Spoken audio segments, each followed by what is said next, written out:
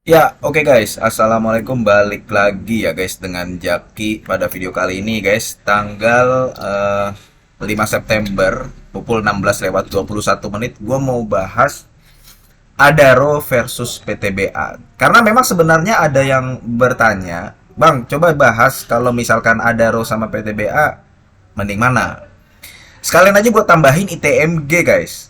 Nah, kebetulan ketiganya ini sudah gue bahas laporan keuangannya kuartal 2 2024. Jadi kalau lu mau melihat full data, lu mau melihat full angka-angka, silahkan lu mampir ke video yang sudah gue buat. Nah, sekarang gue mau bandingkan dan tentunya ini bersifat subjektif ya guys ya. Dan ya pasti ketika gue menyampaikan nanti lu bisa setuju, bisa juga tidak. Pertama gini, hal yang paling dasar yang membedakan mereka bertiga, ya mereka bertiga. Kenapa gue membandingkan mereka bertiga? Ya sebenarnya kalau misalkan di Bursa Efek Indonesia, yang menjadi mandatory kalau misalkan lu mau membeli saham batubara, yaitu nggak jauh dari Adro, PTBA, ITMG, itu yang bagus. Dan tiga-tiganya bagus. Gue sampaikan di awal langsung bahwa tiga-tiganya bagus. Cuman kan ini mau membandingkan dan gue akan menyampaikan jawabannya yang sifatnya subjektif. Hal yang paling dasar yang membedakan ketiganya adalah Adaro itu swasta, ya. Dia dikuasai oleh 4 konglomerat di Indonesia. Grupnya Saratoga ya, Edwin Suryajaya sama Sandiaga Uno. Kemudian ada grupnya Boy Thohir, ada grupnya Arini S Subianto, ya. Dan yang terakhir grupnya TP Rahmat. Itu masing-masing memiliki saham 25% di pengendalinya Adro. Bukan di Adronya tapi di atasnya Adro. PTBA kita tahu sendiri, dia bagian dari Main ID ya. Dan dia bagian dari BUMN. Kemudian di TMG dia dikuasai oleh Banpu Thailand. Nah, jadi kita udah tahu kan, ya, dasarnya itu antara PTBA Adaro sama ITMG berbeda. Duanya swasta, yang satunya BUMN. Karena dia BUMN, ya, PTBA juga banyak melakukan transaksi yang sifatnya afiliasi, yang masih satu pengendali dengan pemerintah Indonesia, apa? Dengan PLN, dengan PT KAI, dan lain-lain. Adro juga ITMG ada transaksi afiliasinya, tapi dari transaksi-transaksi afiliasi itu kita harus melihat lebih rinci lagi, dia bertransaksi dengan siapa dan pihak bertransaksinya ini kondisinya, pihak berafiliasinya ini kondisinya bagaimana, kayak gitu loh. Itu kita perlu lihat juga. Kemudian kalau dari sisi cadangan, yang paling jelas udah paling tinggi PTBA. Dia punya cadangan batu bara itu sekitar 2 miliar ton. Jadi dalam waktu 10, 15 tahun, 20 tahun ke depan mungkin ya, PTBA itu masih sangat sustain banget. Kemudian kalau dibandingkan dengan Adro dan ITMG, ya memang Adro yang paling besar. Adro itu Adaro Indonesianya sendiri, dia masih punya cadangan sekitar 700 juta ton. Belum yang lain-lain, belum juga Adaro Mineral Indonesia. Jadi masih banyak Adaro. Sebenarnya sebenarnya ada yang di bawahnya Adaro, di atasnya ITMG. Nah, ITMG ini yang terakhir nih. Sebenarnya ada lagi ini Games. Tahu Games ya? Games tahu kan ya? Nah, itu juga besar, tapi di atasnya ITMG dan masih di bawahnya Adaro. Games itu sekitar kalau gua nggak salah di angka 900 juta eh, ton. Jadi kalau misalkan dibandingkan, yang paling besar tetap PTBA. Nah, sekarang kita ke penjualan. Penjualan yang paling besar itu adalah eh, yang ekspor ya. Kita lihat yang ekspor. Yang ekspor yang paling besar itu adalah ITMG. Nih, ITMG 81%. Sedangkan kalau PTBA itu 58% diserap di domestik, 42%-nya ekspor. Kalau Adaro 74%-nya itu ekspor, 26%-nya itu di domestik. Nah, sekarang kita udah tahu kan. Kalau misalkan soal net profit marginnya berapa, kemudian DER-nya berapa, kemudian PER-nya berapa, PBV-nya berapa, lu bisa bisa lihat lah di lebih rinci di RTI juga bisa jelas. Cuman yang mau gue sampaikan begini guys. Tadi gue bilang transaksi berafiliasi kan ya. Kalau kita misalkan mau melihat ya, mau mau menentukan mana yang terbaik di antara yang terbaik, yang terbaik di antara yang terbaik, kita juga harus melihat dia bertransaksi dengan siapa, kemudian penjualannya kemana, dan sebagainya. Nah, PTBA ini ya, sejak tahun 2023 di kuartal 1, dan kalau misalkan dibandingkan dengan Adaro, PTBA ini termasuk yang EPS-nya terkadang bisa naik dan terkadang bisa jeblok.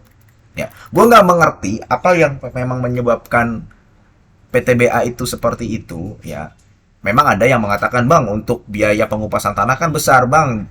Dia kan juga harus membayar pengiriman batu bara dengan menggunakan kereta dan sebagainya dan sebagainya. Cuman maksud gue, kita juga perlu melihat kondisi pihak berafiliasi yang satu atap dengan PTBA itu bagaimana.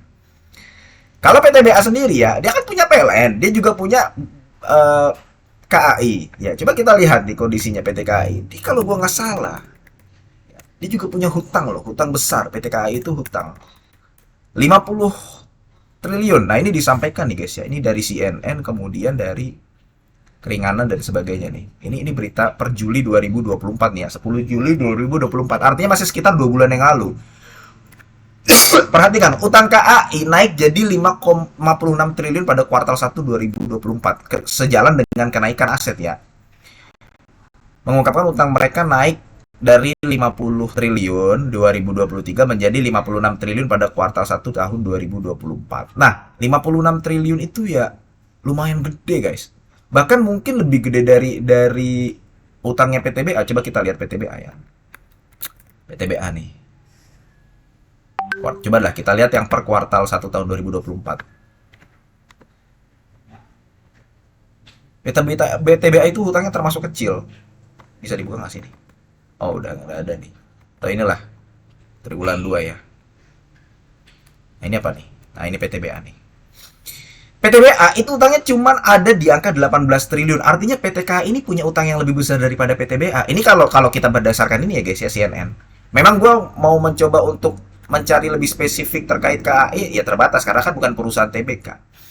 Nah, hal tersebut ya kita juga nggak bisa menutup mata. Wah bang, itu kan nggak ada ngaruhnya, kita mau bahas PTBA. Justru lu harus tahu dengan hal-hal seperti ini guys. Itu guys. Jadi kalau misalkan kita melihat ya memang kalau misalkan dibandingkan Adaro, PTBA, ITMG secara cadangan bagusan PTBA, cadangannya besar. Kemudian Adaro, kemudian ITMG. Tapi kalau kita lihat dari konsisten, ini kata kuncinya nih guys ya, konsisten. Konsisten EPS yang bisa dihasilkan ya.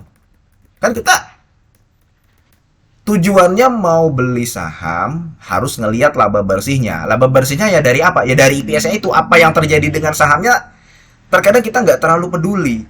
Apa yang terjadi dengan perusahaannya terkadang kita nggak terlalu peduli. Tapi berapa EPS dan laba bersih yang bisa dihasilkan, itu kan yang mau kita cari. Kalau dilihat dari konsisten EPS yang bisa dihasilkan, jawabannya sebenarnya Adaro. Kayak gitu guys. Jadi kalau di antara ketiga ini, gue pribadi lebih memilih Adaro Energi Indonesia. Dan ini sifatnya subjektif, gua sampaikan sekali lagi.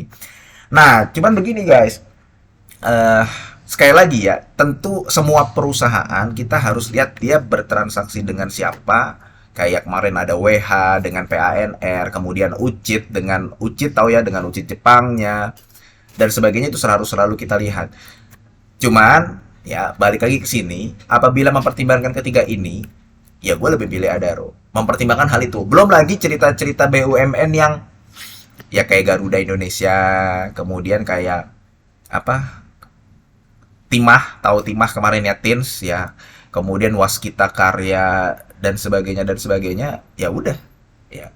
Sebenarnya kalau dilihat dari potensi dividen yang bisa dibagikan, PTBA itu masih murah loh sekarang di harga 2.600, di harga 2.700. Cuman mungkin ada beberapa investor, ada beberapa orang, ada beberapa pihak yang melihat itu, yang melihat seperti yang gue lihat nih, sehingga ya agak ragu gitu masuk ke PTBA. Yang memilihnya masuk ke Adaro, ITMG. Makanya kalau dibandingkan dari ketiganya secara year to date selama 2024, yang paling tinggi siapa? Adaro udah naik 44%. Gitu guys. Jadi lu menghadapi dilema, yang satu kondisinya PTBA begitu tapi sahamnya belum diapresiasi oleh market, masih murah dong sekarang ya. Tapi yang satu Adaro bagus, udah naik tinggi banget. ITMG dia mau bagi dividen. Nah, silahkan lu, semua orang punya jawaban masing-masing, tapi kalau gue pribadi, gue lebih memilih Adro kalau dibandingkan dari ketiga perusahaan ini. Oke guys, mudah-mudahan video ini bermanfaat ya guys, dan semoga lu sehat selalu sehingga kita bisa bertemu kembali di video-video selanjutnya. Ini bukan ajakan jual beli. Gue akhiri, wassalamualaikum warahmatullahi wabarakatuh.